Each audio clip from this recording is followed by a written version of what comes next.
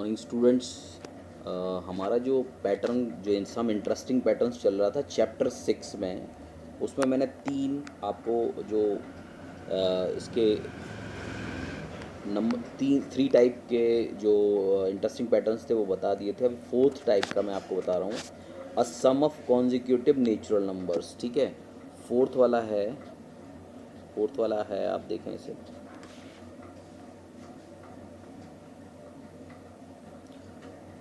A sum of consecutive natural numbers.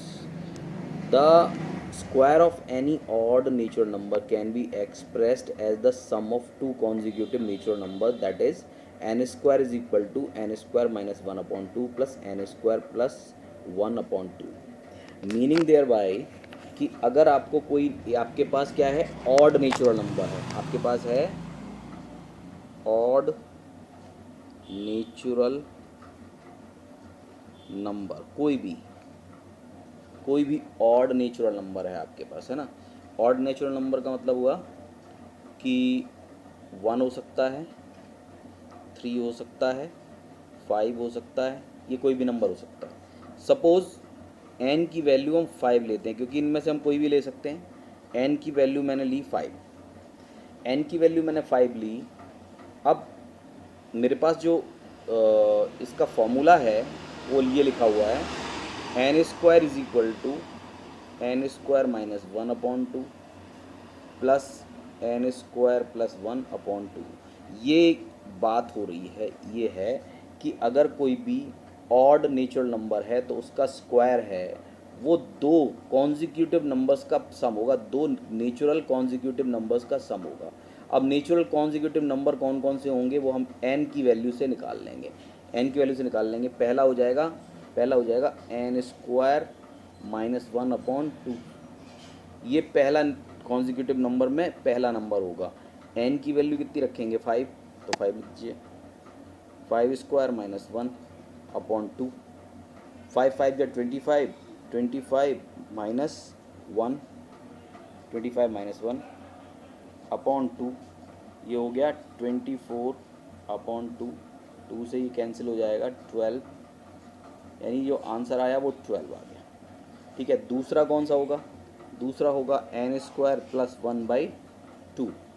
यह हो जाएगा 5 का स्क्वायर प्लस 1 बाई 2, ये हो गया 25 प्लस 1 बाई 2, तो ये बन गया 26 बाई 2 और ये हो गया 13। ठीक है, तो अब आपके नंबर्स क्या क्या आए, ये दोनों नंबर्स क्या क्या आए, वो आ गए 5 का स्क्वायर इज इक्वल टू 25 होता है, और ये हो जाएगा कॉन्जिक्यूटिव नंबर 12 और 13, ये दोनों कॉन्जिक्यूटिव नंबर हैं, इनका सम हो जाएगा। तो ये जो बात उन्होंने कही वो प्रूव हो गई है। तो आप इस तरह से कोई भी अगर नंबर्स हैं, कोई भी ऑड नेचुरल नंबर है, उसका स्क्वायर को हम इस तरह से भी लिख सकते हैं कि ये सम ऑफ टू, ये हमेशा सम ऑफ टू कॉन्जिक्यूटिव नंबर्स होगा, दो कॉन्जिक्यूटिव नेचुरल नंबर्स होगा। ठीक है, नेक्स्ट इज, इसके बाद फिफ्थ है product of two consecutive. Fifth में क्या है, product of two consecutive even और ऑड नेचुरल नंबर।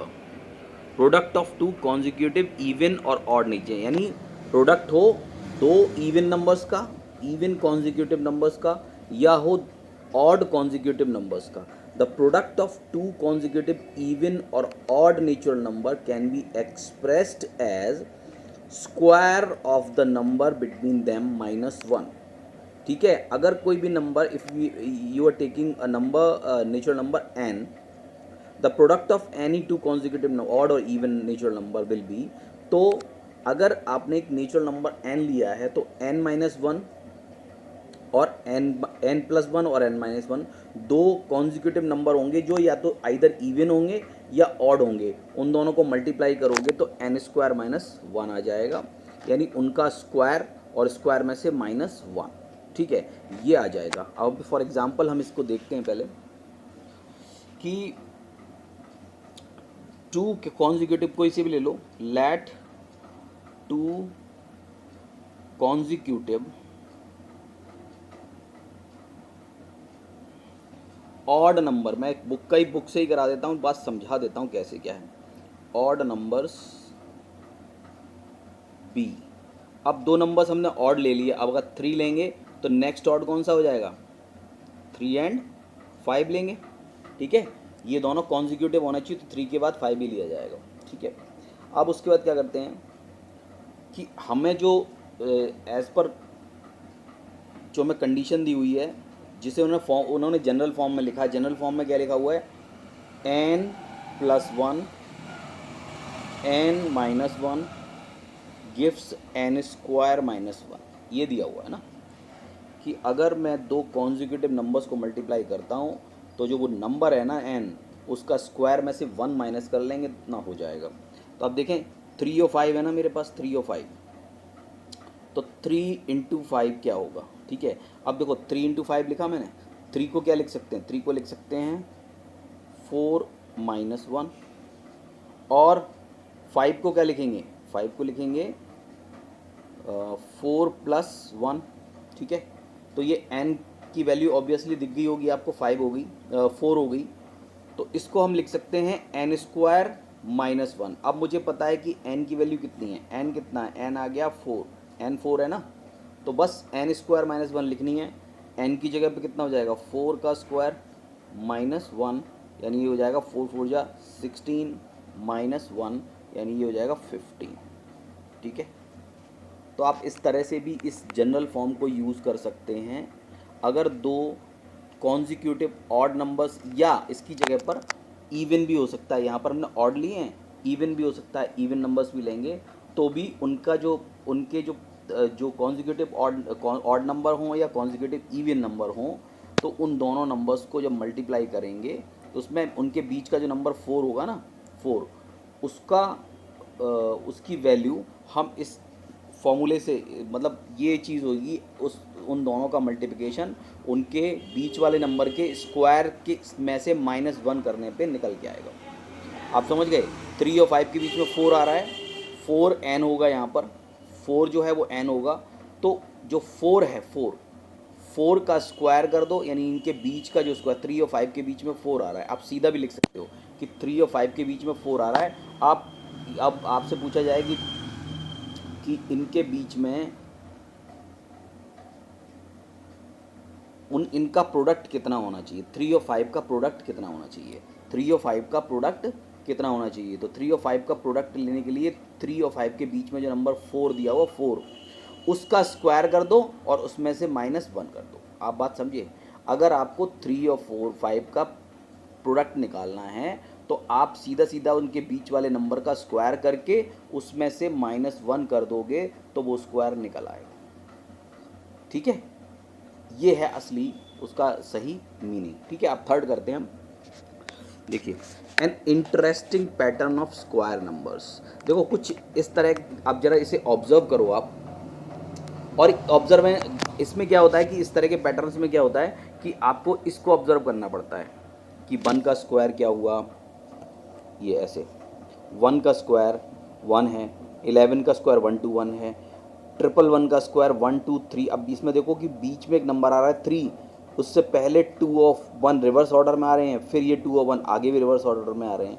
ठीक है, इसी तरह से अगर यहाँ पर 4 नंबर्स हो जाते हैं तो बीच में 4 आ रहा है, यहाँ पर कितने 1 आ गए 4, तो बीच में 4 लेके उससे इधर भी कम करते जाओ और इधर भी कम करते जाओ।